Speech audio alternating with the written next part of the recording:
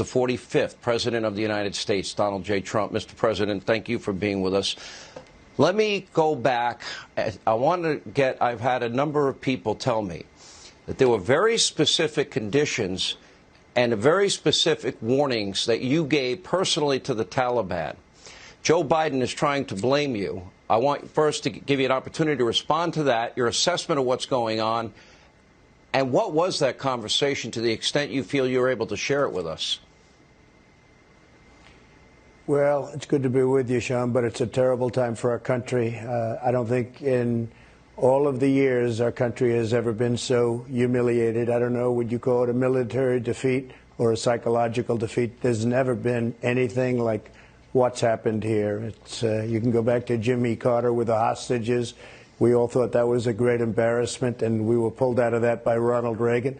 This is many, many times worse, and you're dealing with thousands and thousands of Americans and others that are stranded and very dangerously, really stranded in Afghanistan. So it's something that you can't even believe that a thing like this could. I looked at that big monster cargo plane yesterday with people grabbing the side and trying to get flown out of Afghanistan because of their fear, their incredible fear, and they're blowing off the plane from 2,000 feet up in the air.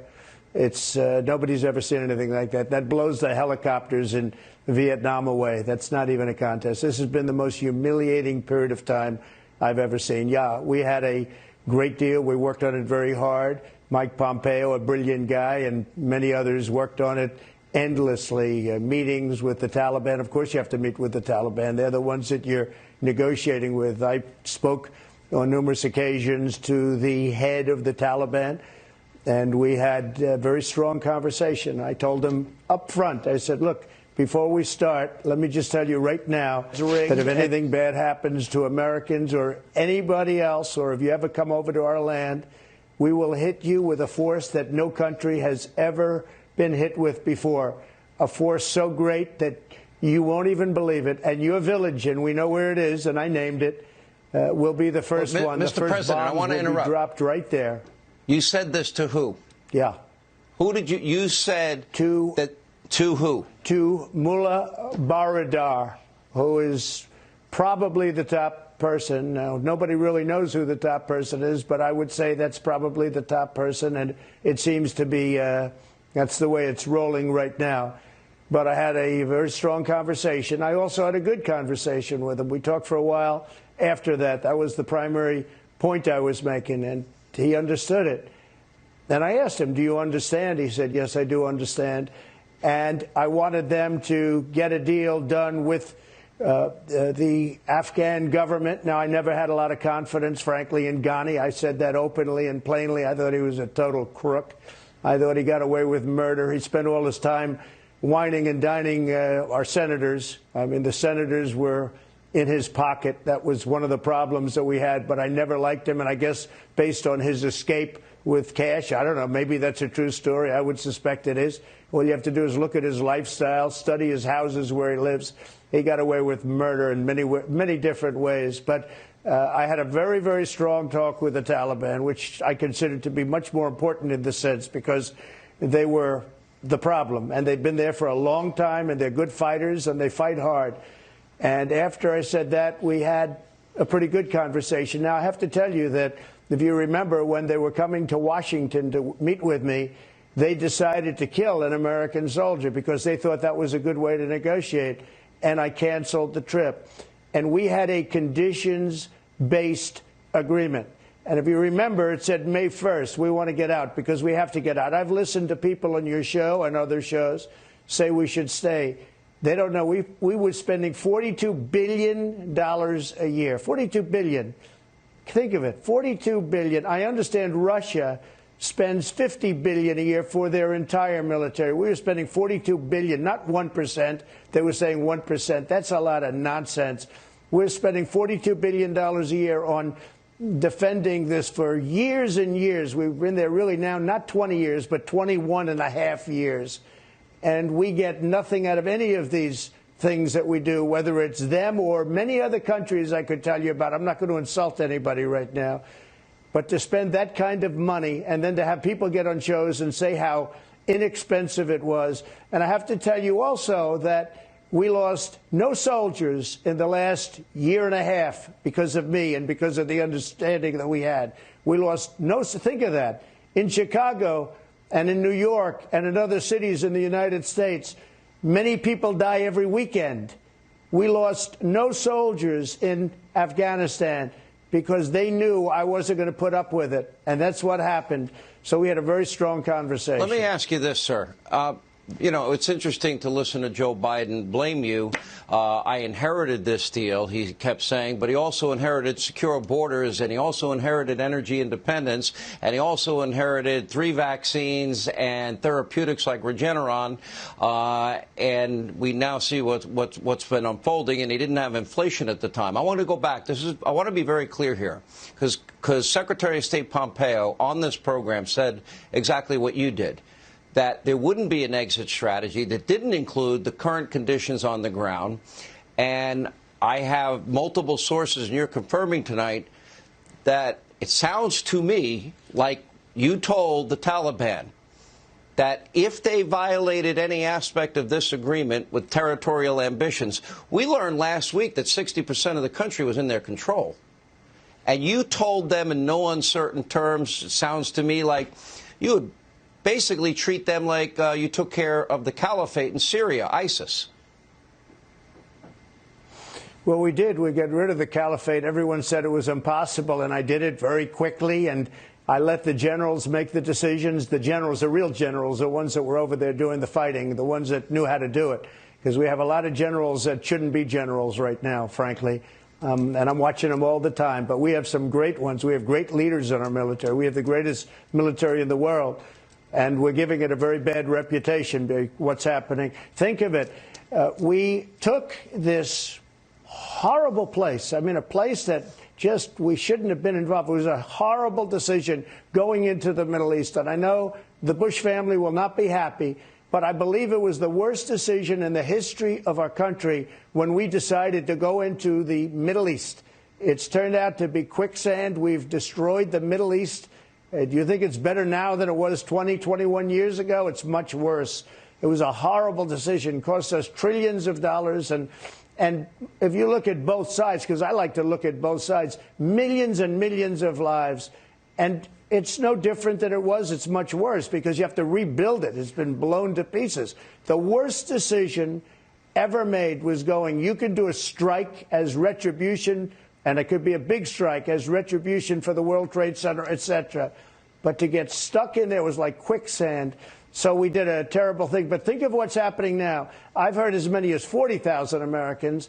And the Taliban, good fighters, I will tell you, they're good fighters. We have to give them credit for that. They've been fighting for 1,000 years. That's what they do, is they fight. The Taliban has circled the airport, and who knows if they're going to treat us right. You know, all of a sudden they'll say, well, frankly, if they were smart, they'd really, and they are smart, they should let the Americans out. But we've had situations where you have 2 or 3 or 4 hostages. We could have 40,000 Americans, not to mention others, like people that helped us in Afghanistan. So we've never had a situation like this. We have 40,000 potential hostages, a minimum of 11,000, but it could be as many as 40. No, they have no idea how many. Nobody knows how many. They don't know anything. When Joe Biden told the country that he trusted that the Afghan military was so far superior, and they were over 300,000 strong, and they had an air force, and we wouldn't see what happened in Saigon, he couldn't have been more wrong. But let me go back to the words you used to the Taliban leader, because we knew last week that 60% of the country had already been taken over by the Taliban, and there was no sense of urgency. To me, under your plan, if they had taken over 5%, not 60, like they had last, 5% that was not in your agreement, what would have happened to them? We would have hit them very hard. Again, the words are conditions, plural, conditions-based. It was an agreement where actually we wanted to get out by May 1st, and they violated the agreement, so we didn't. It's a great agreement from a lot of different standpoints. And frankly, Biden didn't have to even go by that agreement. He could have done, look what he's done to the border. We had the greatest border, southern border in the history of our country. We stopped drugs. We stopped human trafficking. We stopped people from coming in, prisoners from coming in. Now you'll have, you have the worst people in the world. They're emptying their jails into our country. This is like the southern border, but it's handled even worse. Nobody handled the southern border worse than him. So we had a very, very strong conversation with the mullah, and frankly, it absolutely, they would not have done what they've done right now. This is the greatest embarrassment, and beyond embarrassment, this is something that it will affect our relationships for years to come and decades to come. I will say, when China watches this, they're so happy and they're laughing at us. They're laughing. I extracted billions and billions of dollars out of China. Never happened. We never got 10 cents from China.